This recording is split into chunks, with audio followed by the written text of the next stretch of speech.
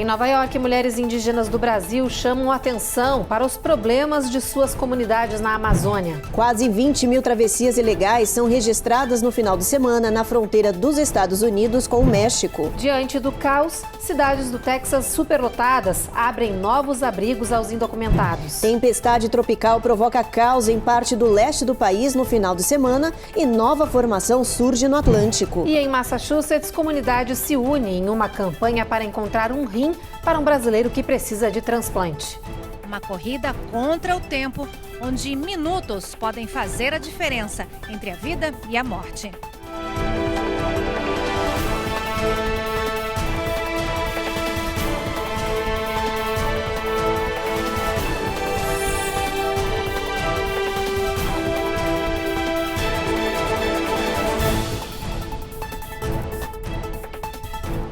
Olá, boa noite. Muito boa noite.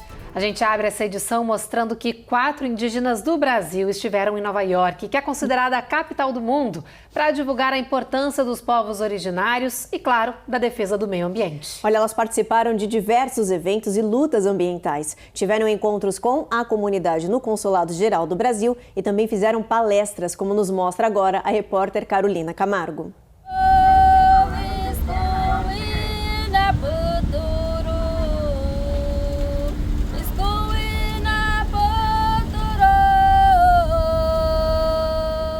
No ferry de Staten Island, a pajé Mucanê, da tribo Xananaua, fez um agradecimento pela oportunidade de ter sua voz difundida no mundo. A nossa luta de hoje é a continuação do nosso futuro ancestral, porque é a continuação dos meus filhos, dos meus netos. E se eu não estiver hoje aqui lutando pela essa causa indígena, pelo nosso território em especial, o futuro dos meus filhos, dos meus futuros netos estão acabados. Na luta em defesa do meio ambiente e dos povos originários, Mucanê teve coro.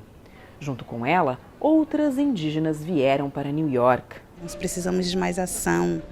E é isso que a gente está aqui na capital do mundo, né? Nos olhos do mundo está aqui, para que realmente as pessoas possam sair das falas e ir para a prática. Elas participaram de diferentes eventos do projeto Yaci por Elas, do Instituto por Elas, que existe no Brasil e nos Estados Unidos e defende os direitos das mulheres. Que é um projeto não só baseado no amor, mas no respeito. O respeito ao que é importante para essas mulheres, o que elas gostariam de fazer, qual a voz que elas querem projetar para o mundo. Quando você traz uma mulher, você traz uma comunidade inteira. Então, quando a gente vê 4 mulheres, nós não sabemos que elas representam quase 80 mil pessoas.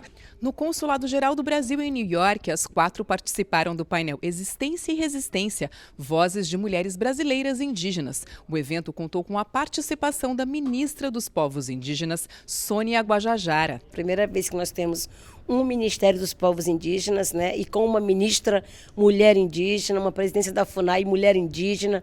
Então nós estamos também, né, motivando outras mulheres a seguirem, né, se manterem de pé nessa luta, não só por direito, mas nessa luta pela vida. Essas mulheres indígenas também mostraram que o recado pode ser passado de diferentes formas, através da moda e da música. Toda mulher é canção, capaz de mover o mundo. Não existe mesmo falar sobre futuro climático, falar sobre o futuro do meio ambiente sem falar sobre nós, povos indígenas, uma vez que nós somos 15% da população e protegemos 80% da biodiversidade.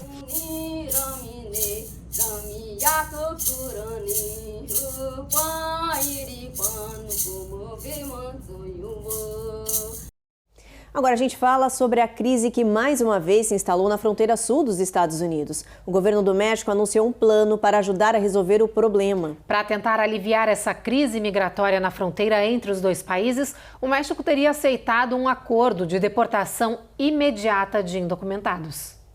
De agora em diante, os imigrantes encontrados em cidades fronteiriças do México sofrerão deportação imediata a seus países de origem. O México também concordou em aplicar mais de uma dúzia de outras ações em cooperação com os Estados Unidos para deter imigrantes antes que eles cheguem no território norte-americano. Até mesmo a Ferromex, a companhia de trens de carga do México, suspendeu os serviços temporariamente para evitar que mais imigrantes subam nos tetos do trem conhecido como A Besta para chegar aos Estados Unidos. A pausa nas operações foi justificada como uma ação para proteger a integridade física dessas pessoas. Nos últimos dias, mais de 6 imigrantes se feriram e houve mortes registradas entre os viajantes. Hoje, o ponto mais crítico entre os dois países é na região de El Paso, no Texas, que lida com um enorme pico de travessias. Outras cidades de fronteira também sofrem e os prefeitos dizem que não têm mais recursos para lidar com o problema. Para ajudar na crise, a Casa Branca enviou 800 mil militares que se juntam a 2.500 membros da Guarda Nacional que já servem na região. E por causa dessa nova onda de imigrantes cruzando a fronteira nos últimos dias, a cidade de El Paso, no Texas, divulgou a criação de um novo abrigo. A prefeitura declarou que está no limite de gastos e também de habitação para receber esses indocumentados e que precisa de mais ajuda federal. Só nos últimos 10 dias, El Paso recebeu mais de 7 mil imigrantes e serviu 16 mil refeições diárias. A cidade inaugurou um novo centro de habitação, mas disse que o local só tem capacidade para 400 pessoas e alertou que muitos recém-chegados serão obrigados a dormir nas ruas por falta de espaço. A prefeitura anunciou que, mesmo com a ajuda federal, está no limite máximo de capacidade para receber novos imigrantes e que não tem mais dinheiro para abrigar e alimentar os recém-chegados. El Paso pediu uma nova remessa de socorro financeiro. A cidade vizinha de San Antônio, que recebeu parte dos imigrantes que cruzaram a fronteira em Eagle Pass na semana passada, são voluntários que estão distribuindo alimentos e roupas aos recém-chegados. A cidade pediu ajuda aos moradores para poder dar conta do alto volume de pessoas. Depois do intervalo, comunidade de Massachusetts se une para ajudar um brasileiro que precisa de transplante de rim. E na Flórida, crianças roubam o carro da mãe após proibição de uso de celular e são pegos pela polícia em uma interestadual.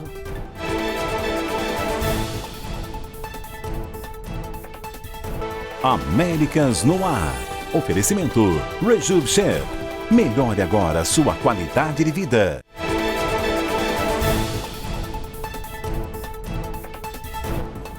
Agora um pedido de ajuda para nossa comunidade. Um brasileiro que vive em Massachusetts está precisando urgente de um transplante de rim. A repórter Giovanna Locatelli mostra pra gente agora que, para divulgar essa história e conseguir qualquer tipo de apoio, amigos e familiares lançaram uma campanha online.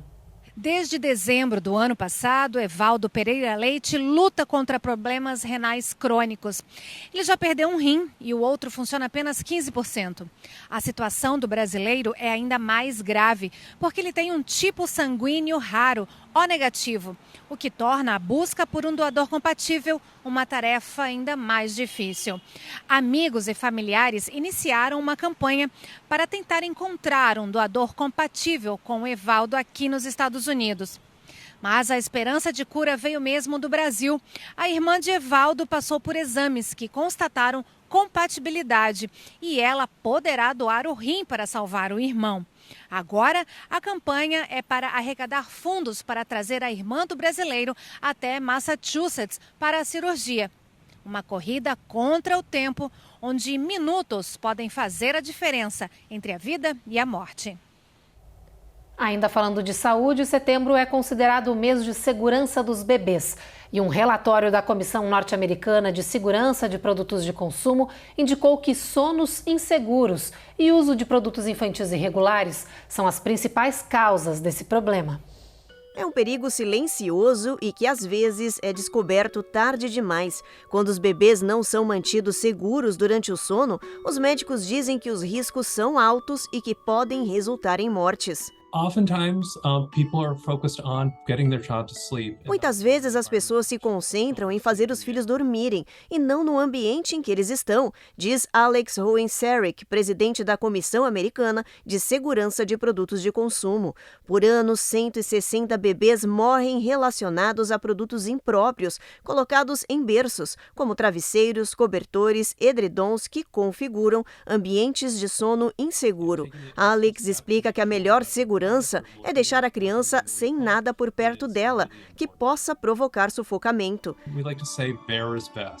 So putting them without pillows, without blankets, without plush toys. E lembra que esses itens podem também provocar lesões. Só no ano passado, 59 mil crianças menores de 5 anos foram parar nas emergências dos hospitais por acidentes.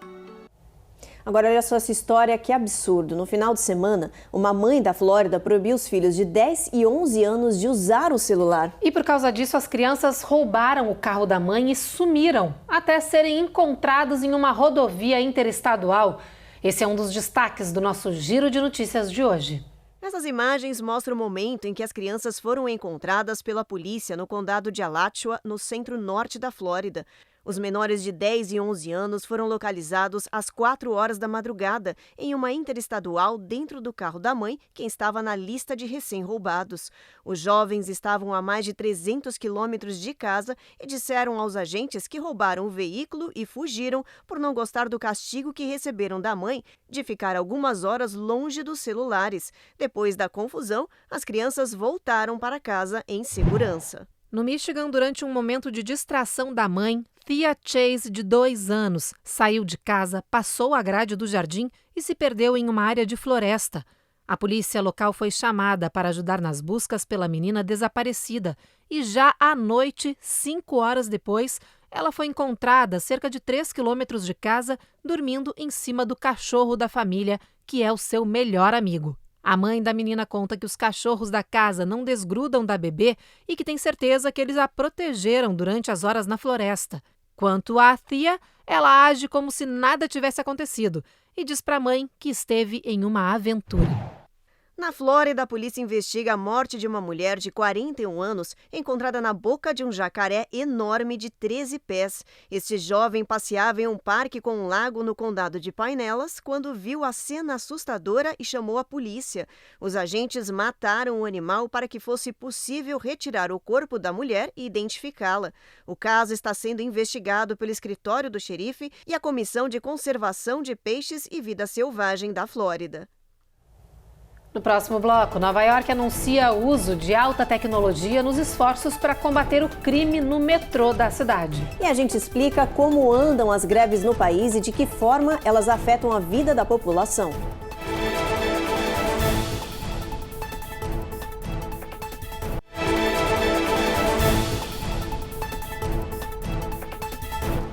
A cidade de Nova York está apostando na alta tecnologia em seu último esforço para combater o aumento dos crimes no metrô da cidade. A polícia está implementando o uso de um oficial robótico em uma de suas paradas de metrô mais populares, bem no meio da Times Square. K5 é o mais novo oficial de segurança de Nova York. O robô de vigilância com visão 360 graus é a mais nova aposta tecnológica do prefeito Eric Adams para tentar controlar a criminalidade na Big Apple.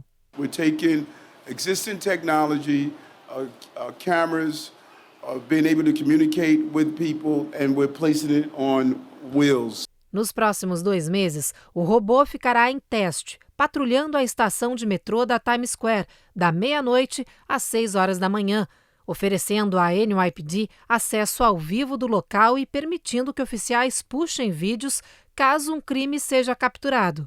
O robô K5 ficará longe das plataformas de trem para evitar que tombe nos trilhos. É muito importante que o público saiba o que é esse robô, quais são as suas capacidades, e por isso um policial vai acompanhá-lo nesse período de testes, disseram as autoridades. Segundo o governo, o robô não grava áudio e nem faz reconhecimento facial, mas a população está em dúvida sobre a eficácia e o uso do agente tecnológico. It's just a strange look at them. They are just putting more police surveillance on us. So, New York is now a police state. A novidade é mais um esforço da prefeitura para tentar aumentar a vigilância na cidade, com a promessa de redução da criminalidade. Mas membros da Sociedade de Ajuda Jurídica de Nova York têm criticado o uso expansivo de tecnologia pelo prefeito, como drones e cães robôs, que são caros e não têm resultados comprovadamente eficientes. O verão deste ano nos Estados Unidos ficou conhecido como o verão das greves. Atinge desde roteiristas até funcionários de montadoras automobilísticas. E essa onda de paralisações continua ganhando força e se espalhando por diferentes setores e categorias. Já são mais de 300 mil trabalhadores de braços cruzados só nos últimos 4 meses, reivindicando melhores condições de trabalho, salários e afetando a economia norte-americana. A reportagem é da Eloá Urazen. Em Hollywood, o tão esperado final feliz está próximo, pelo menos para os roteiristas. Paralisados desde o início de maio deste ano, os escritores anunciaram que chegaram a um acordo com os estúdios, mas não revelaram detalhes da resolução. O contrato final ainda tem de ser votado e assinado, mas a expectativa é que os roteiristas voltem ao trabalho nos próximos dias. O problema é que o Sindicato dos Atores também está em greve, junto a milhares de outros trabalhadores das mais variadas áreas. De acordo com o mapeamento organizado pela Universidade de Cornell, desde o início do ano foram registradas 971 greves em mais de 1.500 regiões do país. O volume de reivindicações trabalhistas confirma a expectativa, já que estudos mostraram em 2022 um aumento de 50% no número de trabalhadores grevistas quando em comparação aos números de 2021. Para especialistas, o verão de 2023 é tão relevante para a força sindical quanto o registrado em 1970, um dos ápices do movimento trabalhista nos Estados Unidos. Metalúrgicos, enfermeiros, comissários de bordo e milhares de outros trabalhadores entraram ou ameaçam entrar em greve no país. Os profissionais buscam melhores condições e remuneração mais adequada. O movimento sindical é historicamente sufocado nos Estados Unidos, com grandes empresas investindo pesado para que seus funcionários não sindicalizem. Apesar das tentativas registradas por gigantes como a Amazon e Starbucks, os trabalhadores continuam se organizando e isso pode ser muito positivo para toda a sociedade. O movimento sindical é muito importante para a sociedade como um todo, porque é a forma que o trabalhador tem de tratar de igual para igual com o capital. O trabalhador, de forma individual, dificilmente ele consegue levar suas reivindicações numa disputa com grandes empresas, com grandes companhias. E aí, ele, por meio do movimento sindical, quando ele atua em grupo, essa disputa fica um pouco menos desigual, um pouco menos injusta. Então, o movimento sindical é muito importante para poder levar as reivindicações dos trabalhadores perante as grandes companhias, as grandes empresas. E todo esse cenário de crise econômica, social e migratória vem afetando a corrida presidencial aqui nos Estados Unidos. Os eleitores não parecem convencidos de que Joe Biden ou Donald Trump são os melhores candidatos para resolver essas questões aqui no país. 3/4 das pessoas dizem estar preocupadas com a idade e as habilidades mentais de Joe Biden para disputar a reeleição no ano que vem. Quase 2/3 dos eleitores estão preocupados com os múltiplos julgamentos criminais envolvendo o ex-presidente e possível candidato republicano Donald Trump, segundo a pesquisa da rede NBC. Já a pesquisa da rede ABC e do The Washington Post apontaram que as eleições, se acontecessem hoje, fariam com que Donald Trump tivesse 51% das intenções de voto. Contra 42% de apoio popular ao atual presidente Joe Biden. Os pontos fracos no governo democrata são economia e imigração. As eleições dos Estados Unidos acontecem em novembro do ano que vem. E depois do intervalo, a gente fala das novas tempestades que se formaram no final de semana. E tem também os detalhes do pouso na Terra de uma sonda da NASA com material de um asteroide que poderia explicar a formação do sistema solar.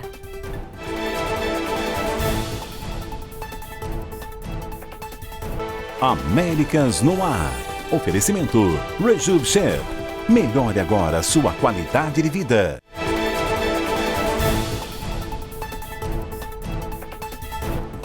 A NASA, a Agência Espacial Americana, está comemorando o sucesso de uma missão histórica que pode ajudar a desvendar a origem do universo e da vida. Uma cápsula pousou na Terra no final de semana, trazendo pedaços de rochas que foram recolhidos de um asteroide no espaço a milhões de quilômetros de distância. Os detalhes com a Carla Marinho. A espaçonave Osiris-Rex sobrevoou a Terra no domingo para trazer uma encomenda muito esperada, a amostra do asteroide Bennu. Nesta simulação, a NASA demonstrou a jornada da cápsula até a entrada na atmosfera terrestre. Nas imagens de satélite, a confirmação. A primeira missão de captura de amostra de rocha espacial durou 7 anos e o sucesso foi comemorado pela equipe. A cápsula pousou no campo de testes e treinamento do Departamento de Defesa em Utah e foi recolhida cuidadosamente. Essa foi a maior amostra de asteroide já recebida na Terra. E agora os cientistas podem aprender mais sobre as origens do Sistema Solar e analisar as chances desse asteroide gigante colidir com o nosso planeta no futuro. A espaçonave foi lançada em 2016, começou a orbitar o asteroide Bennu em 2018 e somente em 2020 coletou as amostras. A longa viagem de retorno à órbita da Terra percorreu 3,86 bilhões de milhas. Mas a missão ainda não terminou. Agora batizada de OSIRIS-APEX, a espaçonave segue viagem até o asteroide Apophis para uma operação de aproximação para fazer imagens e o mapeamento deste outro gigante do espaço. A missão OSIRIS-REx da NASA é considerada a missão mais ambiciosa depois do programa Apollo. Tudo isso faz parte do Programa de Proteção Planetária da NASA, que estuda objetos próximos da Terra, e Bennu e Apophis possuem rotas que mostram que no futuro não tão distante eles podem vir se colidir com a Terra, causando destruição a nível global. Daí a grande importância da missão OSIRIS-REx para a humanidade.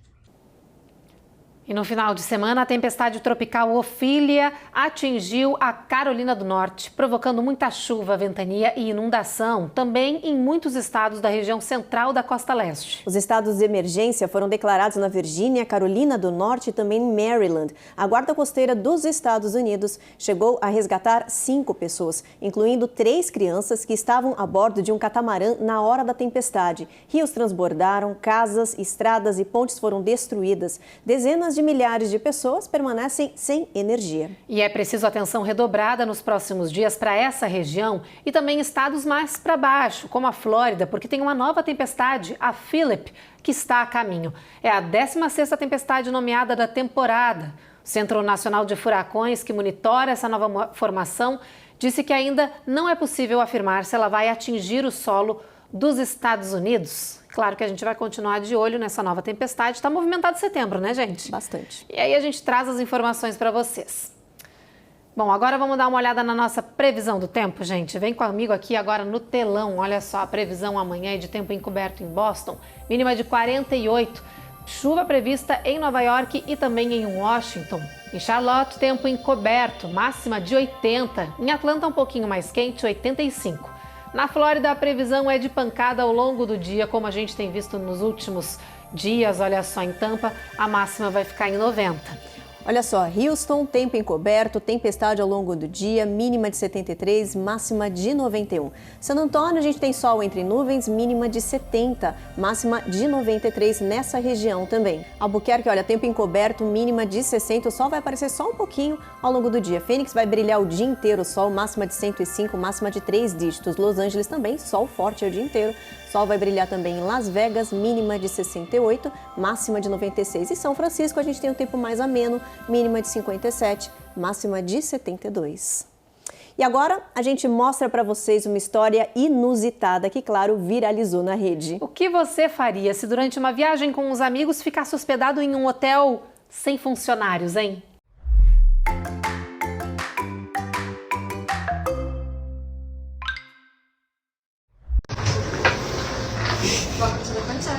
Era para ser uma viagem divertida para Nashville, mas virou uma trip de trabalho para esse trio de amigos. Tudo começou na hora do check-in. Eles chegaram às 5 horas da manhã e não havia qualquer funcionário no local.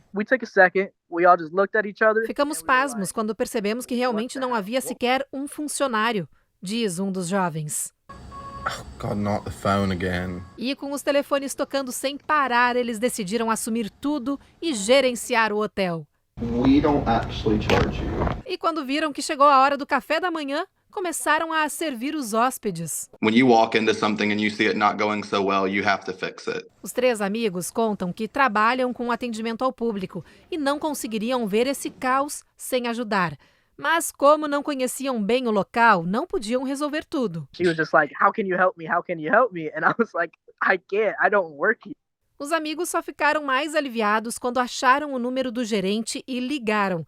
Ele estava em um congresso na Califórnia e não fazia ideia do abandono dos funcionários que já foram demitidos. O gerente acabou enviando para lá, em caráter emergencial, o gerente de um outro hotel da região. Mas, no fim das contas, os amigos decidiram não fazer o check-in e procurar um outro local para se hospedar. Tá aí, os amigos se saíram bem, levaram aí na esportiva, né, Ruth, como a gente fala, ajudaram a galera, mas na hora de fazer o check-in, picaram a mula, como a gente diz, foram procurar um outro hotel, porque convenhamos, né, gente? Que medo, né? Ficar num hotel que não tem ninguém atendendo, imagina se rola algum problema, acontece segurança, qualquer coisa. Concordo. Eu seria uma que sairia correndo com certeza. Não sei se eu conseguiria, como eles, ajudar os outros clientes, né, os outros hóspedes, mas com certeza eu também iria procurar um outro hotel para me hospedar e não voltaria jamais. Tá aí, viralizou. Bom, gente, o Jornal Américas no Ar de hoje, então, termina aqui. A gente espera vocês novamente amanhã, 19h30. Você fica agora com mais um capítulo da 8ª temporada da série Reis. Boa noite. Boa noite.